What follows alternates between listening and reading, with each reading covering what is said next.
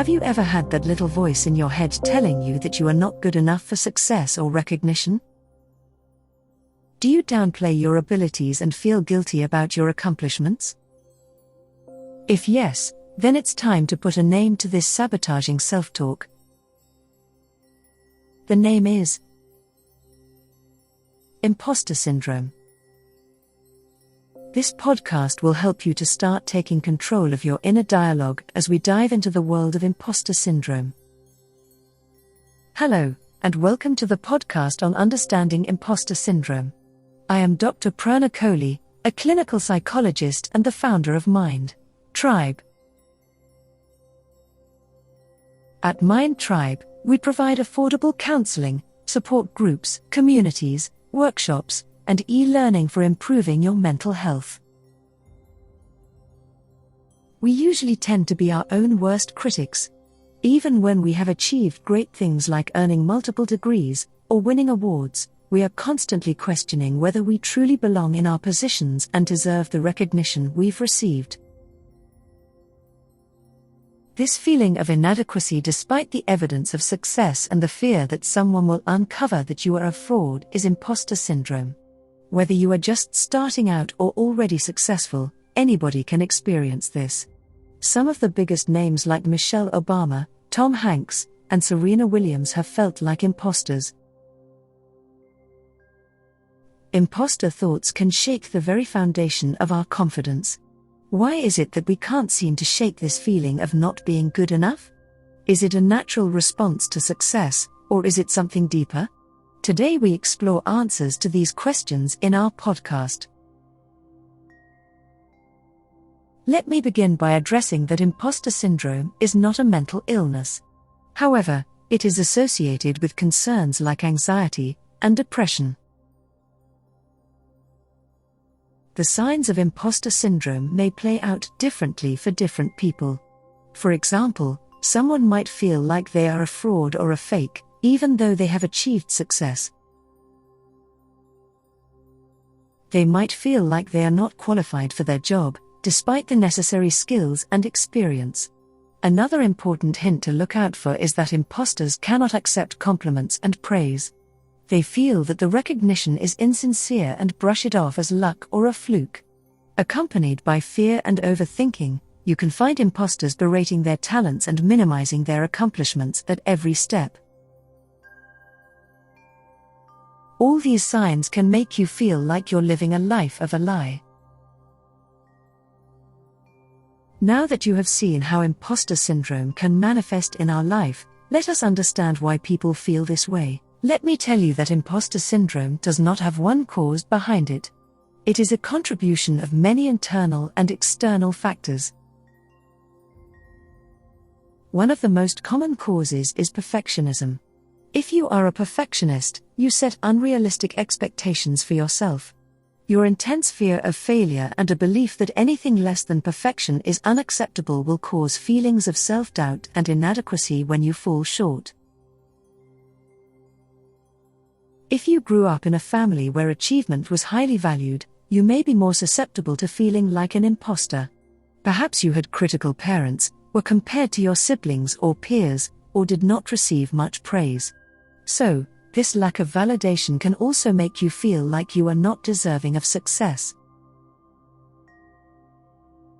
Another root cause is your experience of failure or criticism.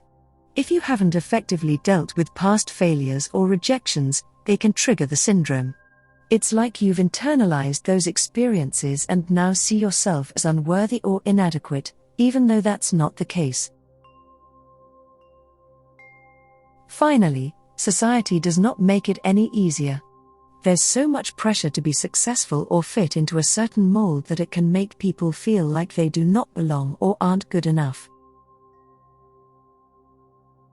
It's important to recognize that this is a real thing, but it's not a reflection of your true abilities or worth. So far, we have learned how to recognize the triggers of imposter syndrome and its causes. Let's move on to understand how it affects us in our everyday decisions as well as other people around us. Imposter syndrome has negative effects on personal and professional lives. On the personal front, imposter syndrome can affect our relationships with others. People with negative self-images have trouble connecting with others or may feel like they are not deserving of love or support. So, they try to sabotage healthy relationships or become people pleasers at the risk of being exposed. Professionally, imposters may avoid challenges because of the fear of failure or being shown as fraud. They constantly compare themselves to their colleagues. In addition to this, it's interesting to know, imposter syndrome creates a cycle of procrastination and overcompensation. You either avoid work. After all, you don't feel you are worthy of it, or obsess over the job because you want to prove that you are good enough. But, don't let it consume you. Instead of allowing negative thoughts to control your mind, you can flip the script and focus on all the things you have accomplished and the skills you possess. Think of it as a mental ninja move. Let me tell you how you can cope with imposter syndrome. Firstly, acknowledge your success, make a list of your accomplishments, no matter how small, and keep a track of them. By focusing on your strengths, you'll be better equipped to battle the imposter self in you. Next, reframe negative thoughts and beliefs. Remember that these thoughts are separate from who you truly are. When those imposter thoughts creep in, try not to engage with them. Instead of saying, "I'm not good enough for this," say, "I have the skills to deal with this." Thirdly, make sure you are seeking support. Sometimes just talking to someone can help to normalize your experience and provide some much-needed perspective and encouragement. Reach out to friends, family, or a therapist for support, and surround yourself with uplifting people. Don't forget to engage in self-care. Taking care of yourself is the key. Prioritize your well-being by practicing self-care routines. This might look different for everyone, but it could mean anything from taking a relaxing bath to going for a run in the morning. Finally, treat yourself with kindness and understanding, as you would treat a friend who is going through a difficult time. As we wrap up, I want to leave you with this important takeaway: how you talk to yourself every day matters. So, let us repeat these affirmations to build confidence. I am a capable person and add value to any team I am part of. I believe in myself to make the right decisions. I trust my abilities to tackle any hurdle. I am worthy of all my achievements and deserve all the good things coming my way. Thank you for joining me today. I hope this podcast has given you an insight into imposter syndrome. Remember, overcoming imposter syndrome is a process, but with patience and self-compassion, you can take steps toward healing and growth.